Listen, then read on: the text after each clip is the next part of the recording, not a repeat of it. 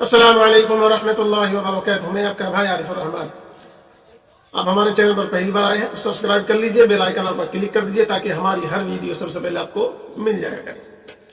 تو ناظرین کرام, جو بات میں کرنے جا رہا ہوں اس وقت پورے بھارت میں چرچا کا وشے بنا ہوا ہے اور وشیش مسلم سمودائے کو وشیش کر ٹارگیٹ کیا جا رہا ہے اور ایسے لوگوں کے ذریعے کیا جا رہا ہے جو مسلم سمودائے سے تعلق رکھتا ہے مگر دھارمک سمیکرن میں دیکھا جائے, دھارمک طور پر دیکھا جائے وہ مسلمان نہیں ہے. دھارمک طور پر وہ مسلمان ہے نہیں, پر نام مسلمانوں کا ہے, اس کی پیدائش بھی مسلمانوں میں ہوا ہے. ایسے لوگوں سے دلالی کروا رہے ہیں کچھ سنگٹھن, کچھ لوگ. تو ملعون وسیم رضوی نے مسلمانوں کے خلاف زہر اگلا ہے, اسلام کے خلاف زہر اگلا ہے. یہ اس کی سوچی اور سمجھی پالیسی ہے جو دوسرے کو اشاروں پر ماحول کو بگاڑنا چاہتا ہے.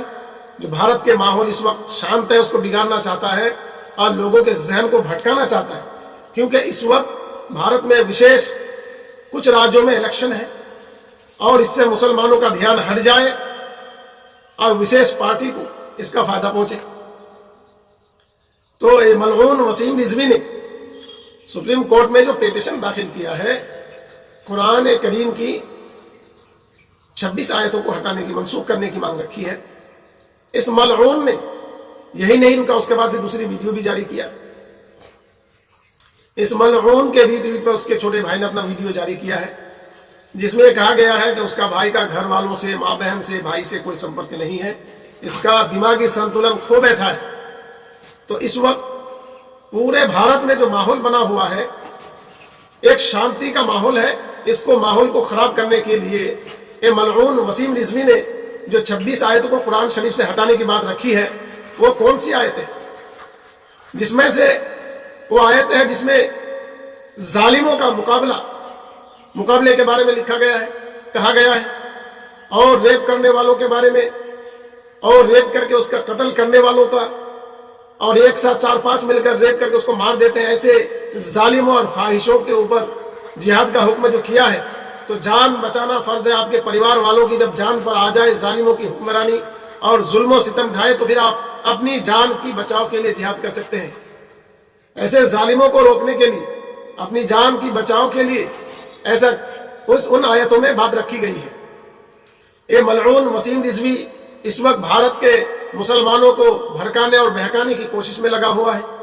اور یہ ملعون وسیم رضوی یہی نہیں رکتا, اور بھی سمے سمے پر یہ اپنی نازیبہ اور خنزیر کا ناسور ہے, اس پر اپنا خنزیر اپنا یہ اگلتا رہتا ہے, گندگی چھوڑتا رہتا ہے. یہ ملعون وسیم رضوی پورے بھارت کے ماحول کو خراب کرنے کی کوشش کی ہے اور مسلموں کو ٹارگیٹ کرتے ہیں اس نے اپنی بات رکھی ہے.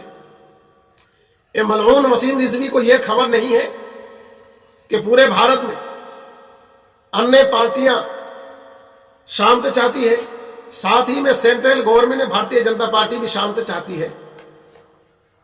2014 کے ایک پروگرام میں بھارت کے جن پریے پردھان منتری نریندر مودی جی نے کہا تھا کہ قرآن شریف میں اللہ کے 99 نام ہیں اور کہیں پر بھی وائلنس نہیں کرتا, کہیں بھی وائلنس نہیں ہوتا ہے. ان ناموں سے اچھے پیغام آتے ہیں, شانتی کا پیغام آتا ہے, تو کہیں پر بھی ان ناموں سے وائلنس نہیں ہوتا. تو ان کم وقتوں کو یہ ملعون وسیم رضوی کے سپورٹر فرضی اور جعلی نقلی جھانسی کی رانی کنگنا رناوت, اس نے اس کو سپورٹ کیا ہے.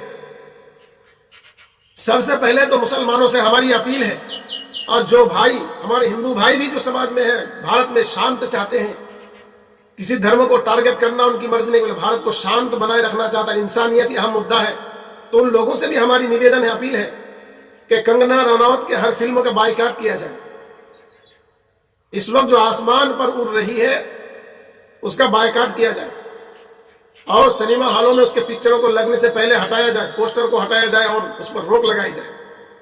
سرکار سے ہماری مانگ ہے کہ کنگنا رناوت کے ہر فلموں کو روکا جائے جو اس وقت بھارت کے ماحول کو خراب کرنے کی कोशिश कर रही है, उसको ये नहीं मालूम कि भारत के प्रधानमंत्री नरेंद्र मोदी जी ने 2014 में जो बात रखी थी कि कुरान शरीफ अल्लाह के 99 नाम है जिससे वायलेंस कहीं पर भी साबित नहीं होता।